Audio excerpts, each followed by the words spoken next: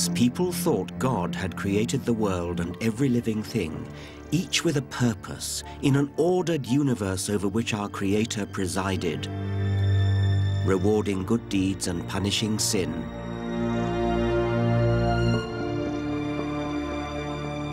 Charles Darwin's theory of evolution by natural selection blew a hole in this comfortable explanation of life and faced us with a blindingly obvious yet disturbing truth.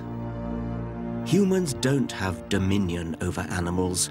We are animals. We're the fifth ape. But even Darwin hesitated to say this out loud. It throws into question our trust in our fellow human beings. Are our morals and manners just a veneer? Since a struggle for existence drives evolution, why don't we humans run an entirely dog-eat-dog world? How about genocide and ethnic cleansing? Are they some kind of survival strategy? In this program, I want to confront the issue that Darwin skirted around in The Origin of Species, the evolution of human beings. I want to ask what it means for us to be evolved. The question is more urgent than ever. Increasingly, religious people and others attack Darwinism for, in their view, excusing selfishness and barbarism. Throughout my career, I've wrestled with how to reconcile my liberal values with what Darwin revealed to be the pitiless war of nature. So now I'm going to take you into the Darwinian heart of darkness and look for answers and for hope. Natural selection is the driving force of our evolution, but that doesn't mean that society ought to be run on Darwinian lines. As a scientist, I'm thrilled by natural selection, but as a human being, I abhor it as a principle for organizing society.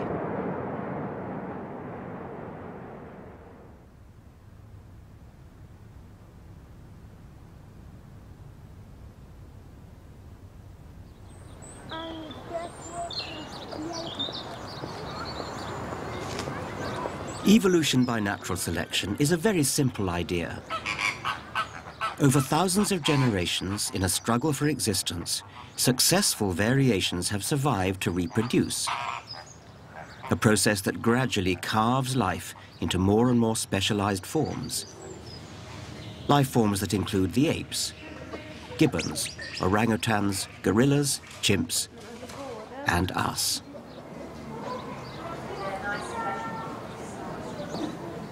Here at London Zoo, back in the 1830s, the arrival of the first apes outraged polite society.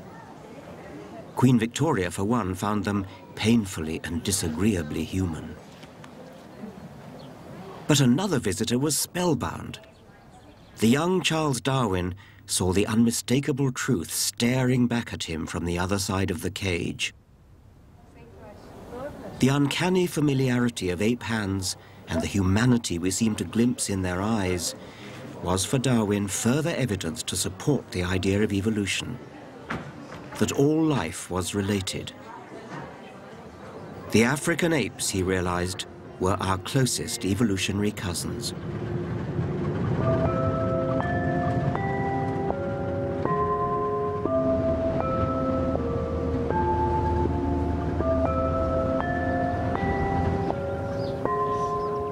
East Africa, my birthplace, and rather more importantly, the birthplace of the human species itself. Between 5 and 6 million years ago, there lived in Africa an ape who had 2 children. One of those children was destined to give rise to us, and the other was destined to give rise to the chimpanzees. If I stood here and held my mother's hand, and she held her mother's hand, and she held her mother's hand, and so on back to the grand ancestor of all humans and all chimpanzees, how far would the line stretch? The answer is about 300 miles. Over that surprisingly short distance, the fossil record shows evidence of extraordinary changes. The paleontologist Richard Leakey and his family have uncovered the hard evidence in Kenya's Rift Valley.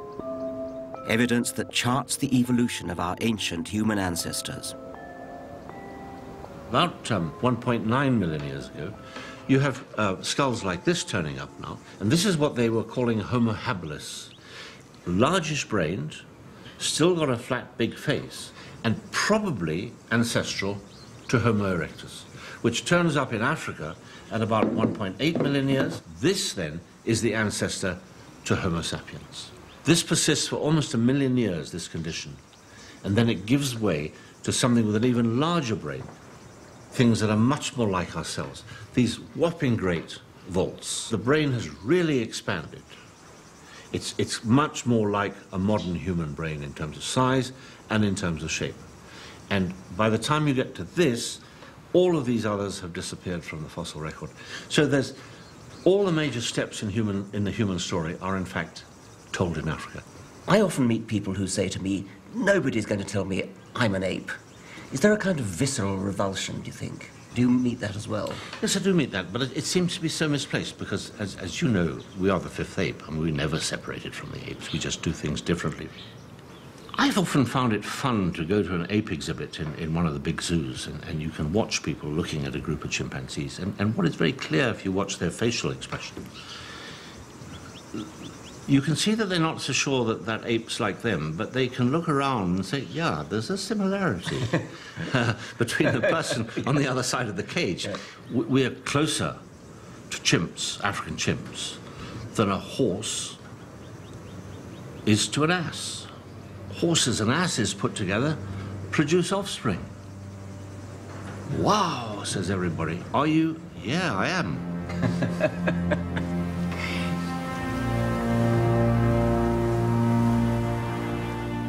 It's an unsettling thought. In evolutionary terms, we're so closely related to chimps that it's not ridiculous to ask whether we might still be able to breed with them. We're the human animal, upright, big-brained ape cousins who evolved to outthink the competition. As a biologist, I've wondered at the challenging implications of this, what it tells us about human society now. But over half the people on Earth are so horrified by what Darwinism reveals about our origins, they just refuse to believe it. I'm an ape. Yeah. Are you an ape? No, I'm not. I'm a human being.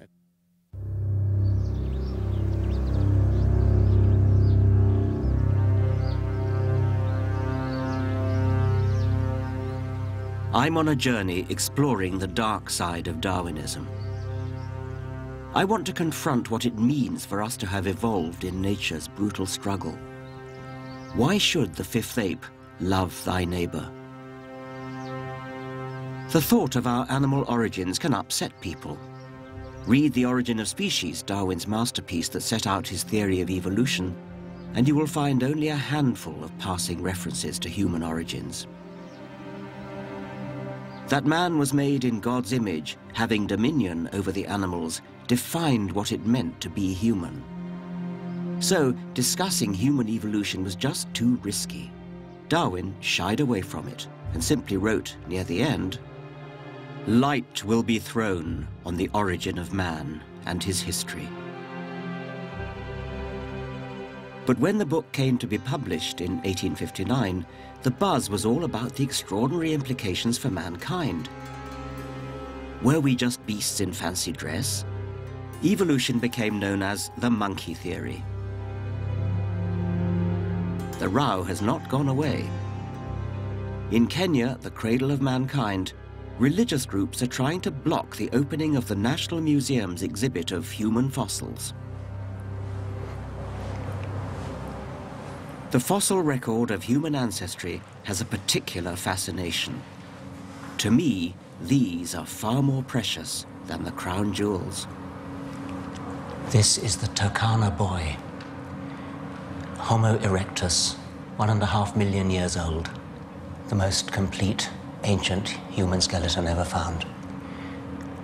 It's one of the most precious relics in any museum anywhere in the world. It would be an enormous pity if there were any pressure not to allow it to be seen.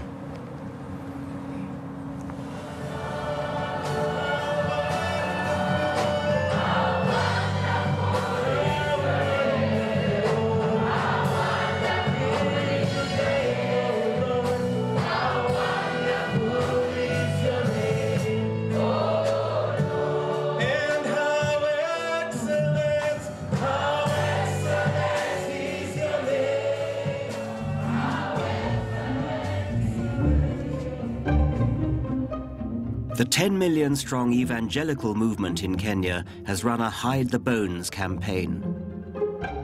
By coincidence, I was born right next door to the church, where the protest is being led by Bishop Boniface Adoyo. Bishop, how do you do? Very nice of you to agree to this meeting. Same here to meet the great professor. Oh, let's go into. You know, I was born just over the road there. No, I'm told over the other side. Well, we'll have to work that out later. Yeah. And you've met your... It was clear that we weren't going to see eye to eye from the beginning. I'm an ape. Yeah. Are you, Bishop? I'm not.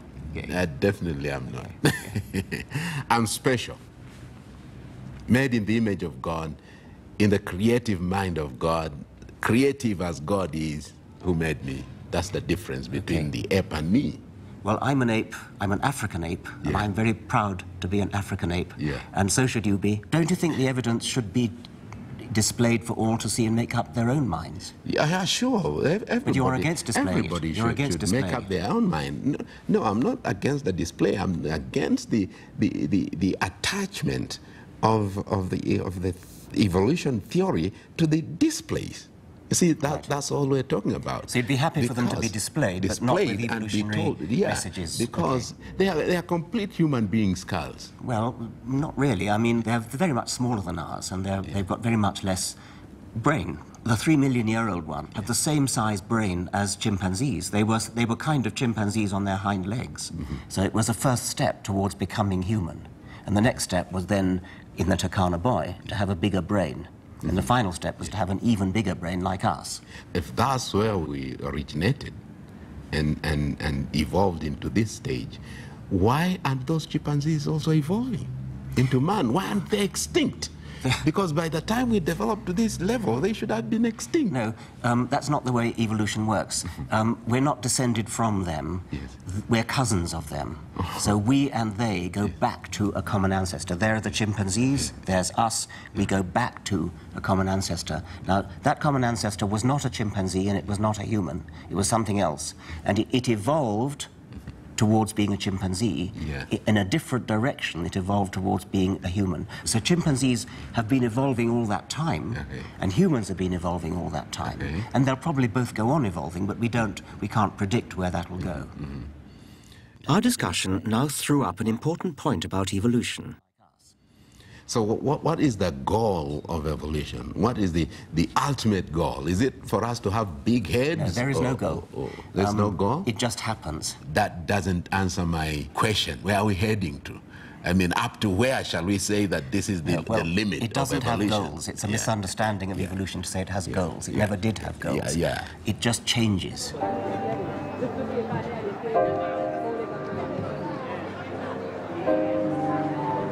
This is crucial. To understand evolution by natural selection, you have to grasp that it is not a grand scheme with goals. It's a harsh, unguided process which simply favors those that are most successful at passing on their genes. It has no morality or purpose. And we humans are just one of its products.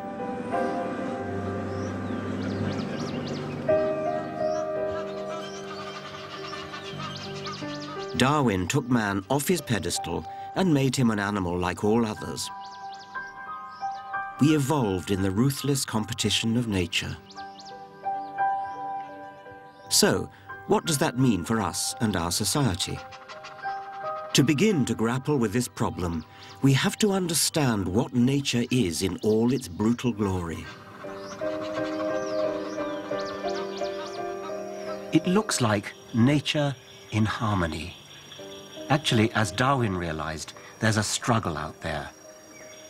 All the players are working for their own benefit, and because they're surrounded by others who are working for their own benefit, they tend to exploit each other. In the shady forest, all the plants are struggling to get to the light. Big trees pay the price legitimately by growing up to the sun. But this strangler fig does a very strange and cruel thing. It started life high up in the tree from a seed, perhaps dropped by a fruit-eating monkey. It then sent roots down towards the ground in order to get nourishment from the ground. And then these roots proliferate all around the original tree and strangle it to death. Eventually, the original tree will die, and the fig will be left standing on its own, having usurped its position in the sun.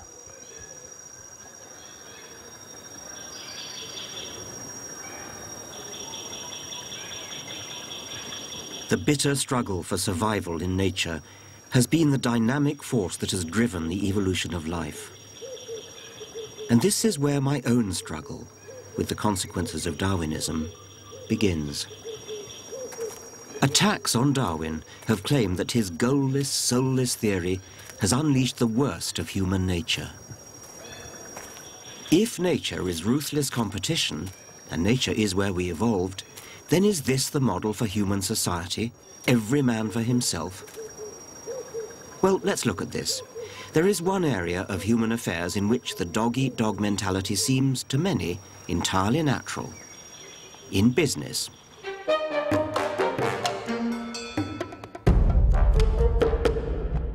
Certain elements of business have always loved what they perceive as Darwin's message. The strong must survive, the weak perish. Here is apparent justification for unrestrained capitalism and denying help to the poor. Several of the great entrepreneurs of the early 20th century, the so-called robber barons like the oil tycoon John D. Rockefeller, were unashamed social Darwinists. They believed human progress would be delivered by modeling business and society on nature, on the unceasing struggle of the jungle. Today, the giants of the oil industry stand as monuments to Rockefeller, the architect of our business age.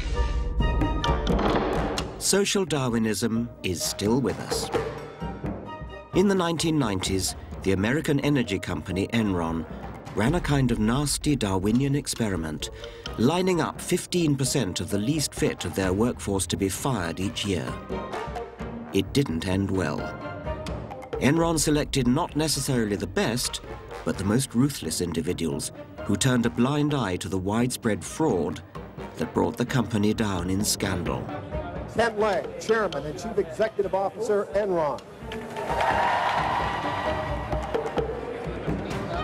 I've come to a convention of entrepreneurs in London to observe today's business animal up close. My best friend is a money broker in the city and has more money and knows what to do with, and he's offered me whatever I need. Okay, one thing's confusing me, and that is why you're here. Mark, good presentation. I suppose I should put my cards on the table. I don't like the recruitment industry generally.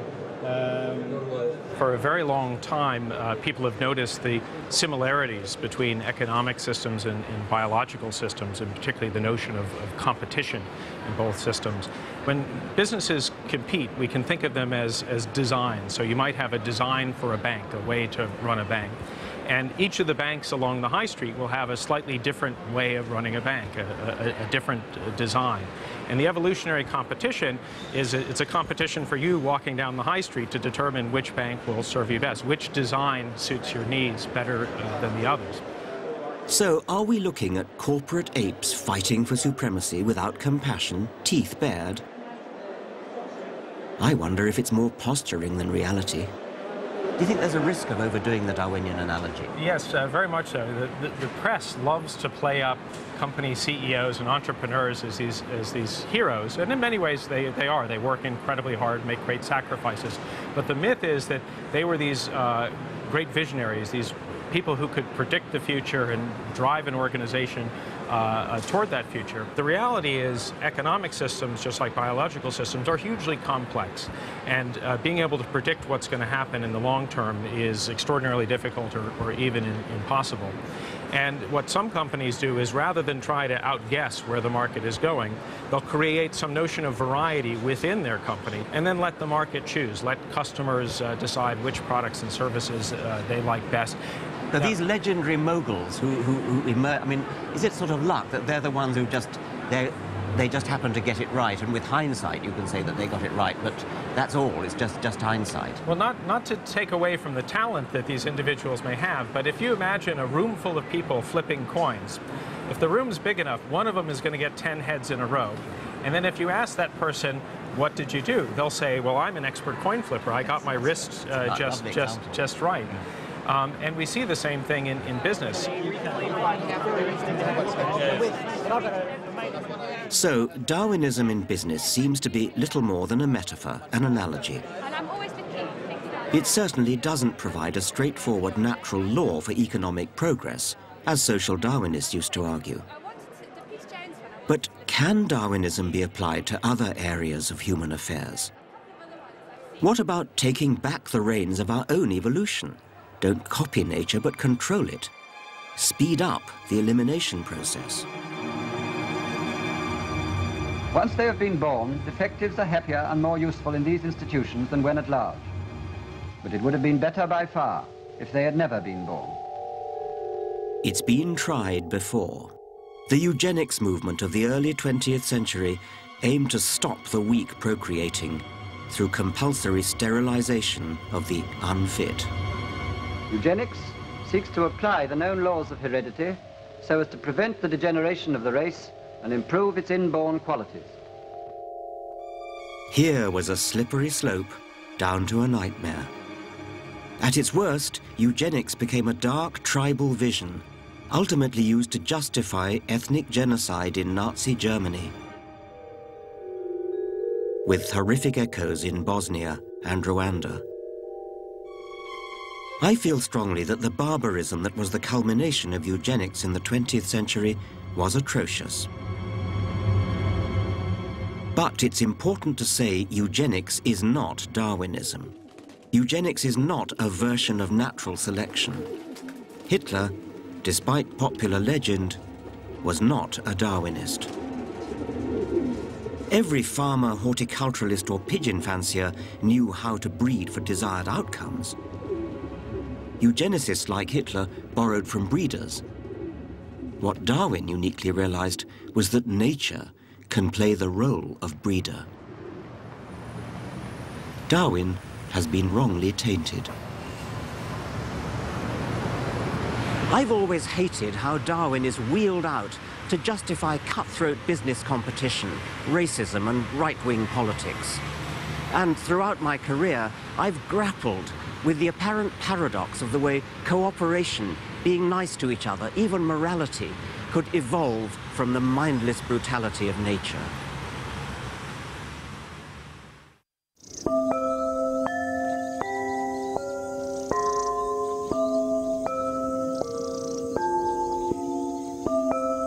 Charles Darwin argued in Origin of Species that evolution of life on Earth had been driven by a brutal struggle for existence. Natural selection can seem bleak for many biologists. Certainly nature can be pitiless and cruel. But I've been intrigued by what appear to be acts of kindness in nature. Warning cries, huddling for warmth and comfort, and mutual grooming. Animals like these are displaying what we call altruism. They're giving something to another at a cost to themselves.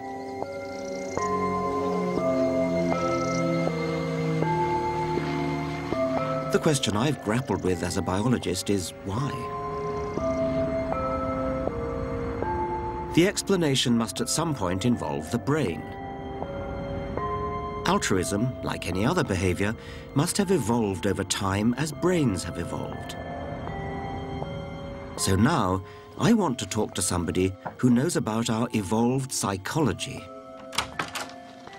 Steve, hello. Nice to see you. When we teach about evolution, we naturally tend to focus on anatomy, but you could equally well say that psychology, that our minds are evolved organs or organ systems, couldn't you? Well, yes, and we have every reason to believe that the mind is a product of the activity of the brain, and I happen to have one here. And it's clear that the brain is an organ. It's got an evolutionary history. All of the parts in the human brain you can find in the brain of chimpanzee and other mammals. And we also know that the brain is not just a random neural network. And we have reason to believe that a lot of the products of the brain, our perception, our emotions, our language, our ways of thinking, are strategies for negotiating the world, surviving, bringing up children, finding mates, negotiating relationships. I suppose we can all understand why sexual lust has Darwinian survival value. And are you now saying that the mechanisms for guilt, trust, that those are a bit like lusts? I mean, there's a lust to trust, or is that not a... Indeed. I mean, there are... and people have no problem accepting Darwinian explanations for emotions that are triggered by the physical world. Fear of heights and snakes and spiders and the dark and deep water. Disgust at bodily secretions that might be carrying parasites or rotting meat and so on. But often feel a little more surprised and even resistant to the idea that some of our moral emotions might have an evolutionary basis, like trust, like sympathy, like gratitude. But I think that as clear as it is that fear has an evolutionary basis, I think our moral emotions can be analyzed in the same way.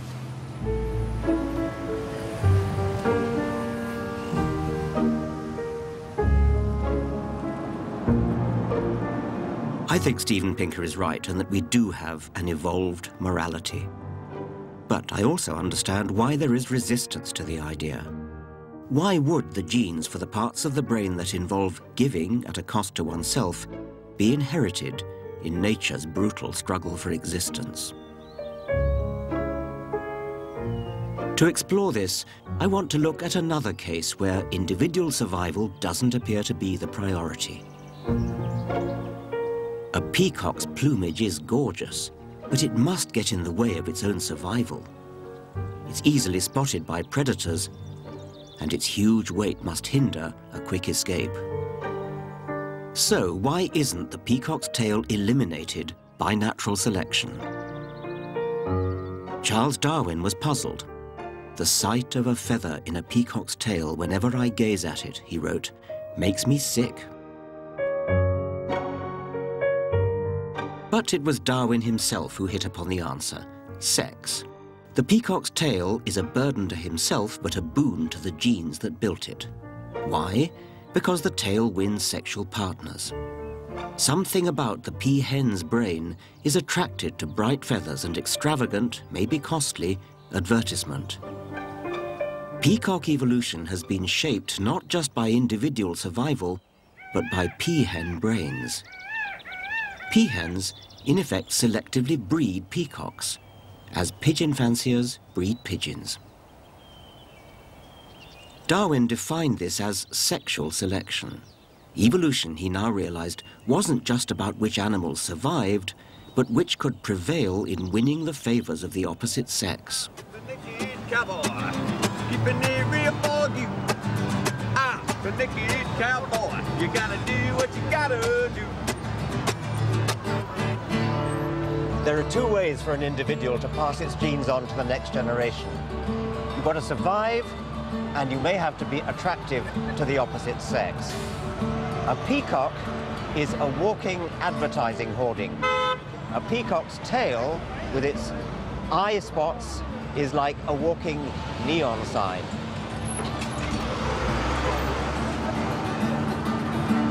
Here in America, I'm looking into an unexpected way in which women could be said to be practicing a form of selective breeding.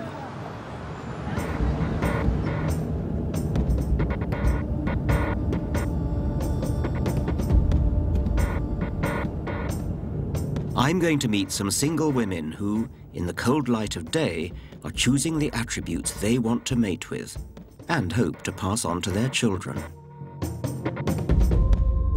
Is it even possible that kindness, altruism, is one of the things they go for? Hi. Hello, you must be Stacy. Yes, I am. Welcome. I'm Richard. Very nice to meet you. Come in. And this is? These women want to become mothers through a sperm donor. It's a kind of high-tech sexual selection. Very much for... Did you think you were choosing a man that you yourself might have been attracted to? Absolutely. Yes. I mean, it's a little bit, I joke, it's a little bit like going on Match.com. You pay for a 3-month membership and you look at the photos. And, you know, I know some women that look at it that way. You know, you're looking for healthy, attractive, fit, and intelligent. So I would want those qualities for my child, the same qualities I would want in a partner. Right. They're appealing for people in general. Yes. At least that's how I look at it.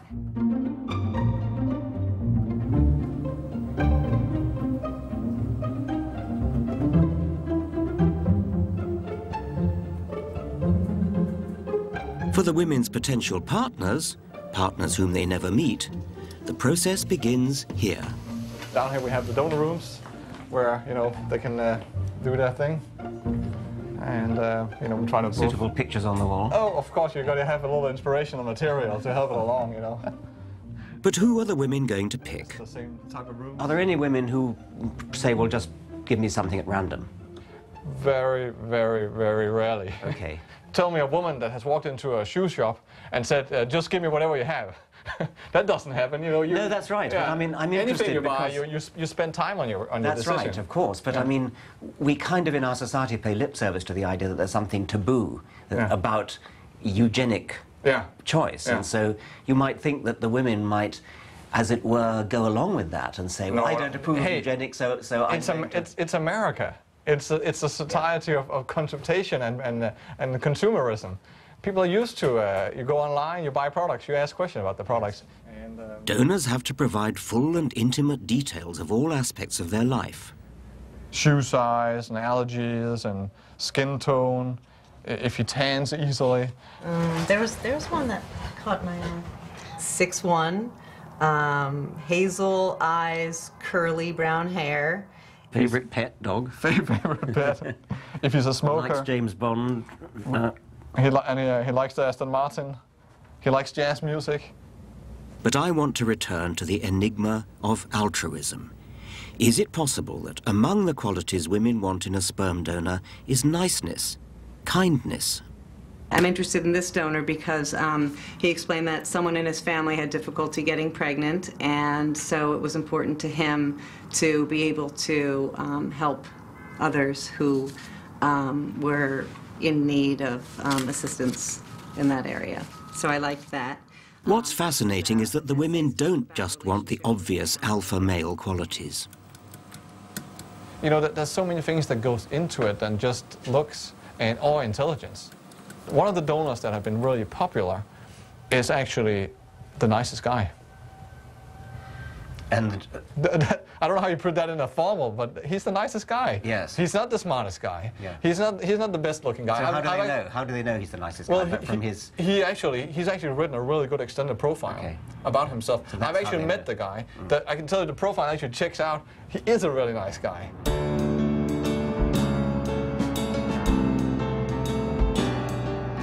So what's going on here at a more fundamental level?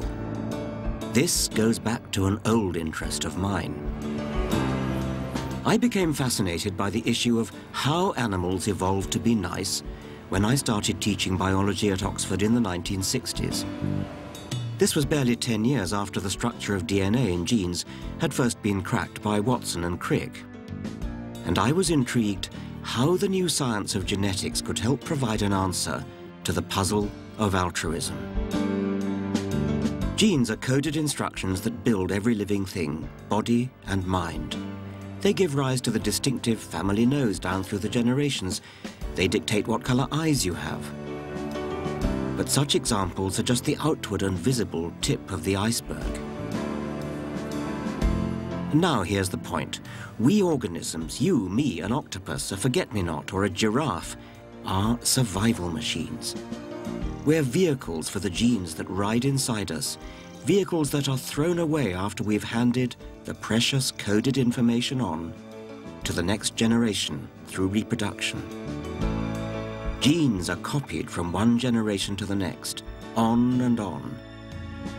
So they, and they alone, are immortal. I advocate a kind of gene's eye view of nature. The genes that survive are the ones that consistently provide slightly longer necks, slightly keener eyes, or improve camouflage, and so help their vehicle to survive, and therefore pass those same genes on. The survival of the fittest really means the survival of genes, because it is only genes that really survive down through many generations. A gene that didn't look after its own interests would not survive. That's the meaning of the phrase, selfish gene. Okay, so how can selfish genes support kindness?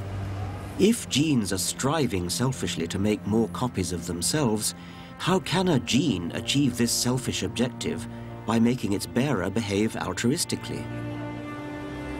One part of the answer is kinship. An altruistic gene can spread through the population so long as the altruism is directed at other organisms that have the same gene. In other words, at family. So, selfish genes build parent animals who protect their young. In human terms, parents who'd rush into a burning building to save their children. This is called kin selection. The other part of the answer is reciprocal altruism. You scratch my back and I'll scratch yours. When animals live in groups where they encounter each other repeatedly, genes for returning favors can survive. Individuals sacrifice themselves for each other. They give food to each other, to close kin, and to other individuals who might be in a position to pay back favors on another occasion. Selfish genes give rise to altruistic individuals.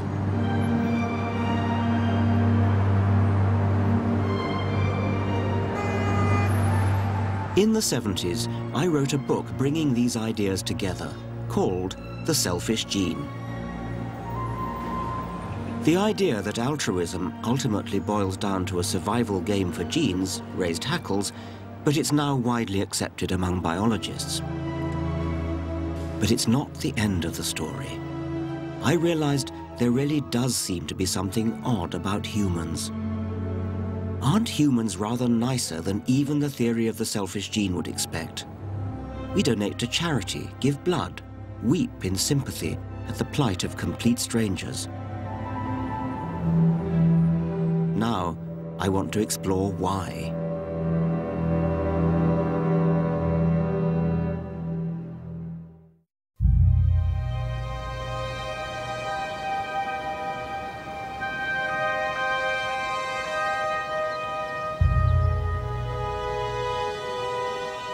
I've been struggling all my life with why people should be quite so kind and decent to each other. At first glance, it seems to go against the dog-eat-dog viciousness of Darwinism. To be sure, Darwinism was softened because it was in the selfish interests of genes to build altruistic animals. There are good genetic reasons for limited acts of kindness. But I can't help wondering, is this enough to explain the kindness of humans, or even chimpanzees? The Dutch primatologist Frans de Waal has been a critic of the selfish gene idea. He studies chimps. He believes that our closest living relatives exhibit empathy and moral concern that goes beyond the kin altruism and tit-for-tat of selfish genes. Let's say there's a big fight, someone loses the fight. Very often another one will go over to them, put an arm around them, try to calm them down, groom them. We call that consolation behavior, and actually that's common enough that you can collect data on it. De Waal has accused my work of promoting what he's labeled veneer theory. The idea that morals are a thin veneer on top of the inherent nastiness of our animal nature. Yeah, well, I think the reason I speak of veneer theory is because we've seen like 30 years of books published on how humans are not inherently kind. Humans are deep down nasty. And if we are kind, it's only to make a good impression on each other. And if we are moral, it's just a little veneer over human nature. Yes. And I take opposition to that. My feeling is that the phenomena that we see, which you've described as empathetic, are phenomena which need explaining. And we're going to explain them. In my case, we're going to explain them in terms of selfish genes. Selfish genes are just as good at explaining altruistic behavior as they are at explaining selfish behavior. But maybe the problem is that it is certainly a self-promoting gene. And so the word selfish has a motivational content, of course. And I think that's where people sometimes get confused between, if we have selfish genes, that means that we must be selfish. And those things need to be kept apart. Well, they really do. I mean, it's a very unfortunate confusion, because most of the book is about altruistic behavior. Yeah. You know that in political ideology it has also been used. So, for example, what we call social Darwinism, which is very prominent in this country, in the US, is a sort of ideological streak which says, well, animals are not nice to each other, we humans should not be nice to each other. There's no reason, for example, to help the poor, because the poor need to help themselves, and if they cannot do that, then they perish, and that's fine too. I hate social Darwinism too. But that doesn't mean we should romanticize nature or not face facts when it comes to the genetic roots of altruism. I think altruism has been favored by kin selection in small groups in nature. But when it comes to humans, something special is going on. We've gone beyond kin selection. Our world now has been scaled up. We live amongst large, anonymous populations of strangers, not kin who share our genes, and not people who we might expect to return favors. And yet we still have a lust to be nice. The rule that's built into your brain says, be nice to everyone you meet. And that works in nature, because everyone you meet is going to be part of the small group. Similarly, everyone you meet is actually probably going to be a cousin. So when I see another human being in distress, weeping or something like that, I have an almost uncontrollable urge to go and console, to maybe, put my arm around them. What's the matter? How can I help? Please let me help you. And that's a strong inner urge, which as a Darwinian, I believe has ancestral roots in a past when I lived in small groups like this, small bands, in which I was likely to be surrounded by kin or surrounded by individuals who could reciprocate. I no longer am. This person who is weeping is a complete stranger to me. They will never reciprocate. And yet the lust is still there. I can't help it.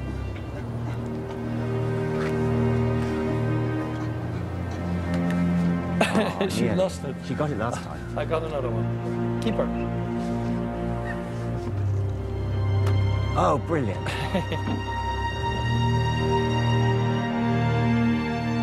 Why are humans often so good to complete strangers? Could it be because our selfish genes are in some sense, a blessed sense, misfiring? Compare it to sexual desire. The lust to copulate, even though we deliberately use contraception to thwart its evolutionary purpose, is still there because of hardwiring from the genes. Similarly, we have a lust to be nice, even to total strangers, because niceness has been hardwired into us from the time when we used to live in small groups of close kin and close acquaintances with whom it would pay to reciprocate favors. This, for me, is the antidote to the darkness some have seen in our Darwinian heritage. And it goes further. The joy of being conscious human beings is that we rise above our origins. Our misfiring selfish genes mean we don't ape the nastiness of nature, but extract ourselves from it and live by our values. As Darwin recognized, we humans are the first and only species able to escape the brutal force that created us, natural selection. We civilized men do our utmost to check the process of elimination. We build asylums for the imbecile, the maimed and the sick. We institute poor laws, and our medical men exert their utmost skill to save the life of everyone to the last moment.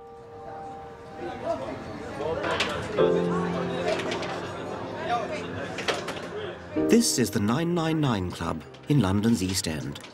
That's strong today. It takes in the less fortunate, alcoholics, drug addicts and the homeless, providing them with tea and hot meals. Such altruism is, I believe, among the pinnacles of human civilization. We care for the most vulnerable in our society. We look after the sick. We give welfare to the needy. Because I feel, which I've always felt, that they need something hot to warm them up. You know, when they've been out all night sleeping and they've got no, you know, and they've got no warmth in their bodies. And I just think if we only have a cup of soup. And what makes you feel the need to be so nice and so good? Well, I was a war child, so we never had a lot of food, and that's why I've always tried to look after these best I can. You know, and I think, well, if they're hungry, I'll feed them. So you felt hungry as a child, so yes. You felt, I don't want that to happen to other people. No, that's it. That's how I felt. We can empathise. We can imagine how it is for others. A society run on crude Darwinian lines would be a ruthless, merciless place. Fortunately, natural selection gave us big brains. With those big brains, we can plan a gentler society, the sort of society in which we would want to live. Evolution has no purpose. There's no benevolence there, no forward planning. Some people find that disturbing, but there is a better way to think about it. We, alone on Earth, have evolved to the extraordinary point where we can understand the selfish genes that shaped us. They are not models for how to behave, but the opposite. Because we are conscious of these forces, we can work towards taming them. Through kindness and morality, modern medicine, charity, even paying our taxes, we can overthrow the tyranny of natural selection. Our evolved brains empower us to rebel against our selfish genes.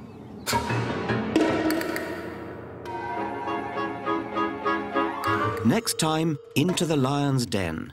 Today's religious backlash against Darwin. The ever more elaborate strategies to deny the evidence of evolution, and how Darwin himself struggled with the implications of his own theory.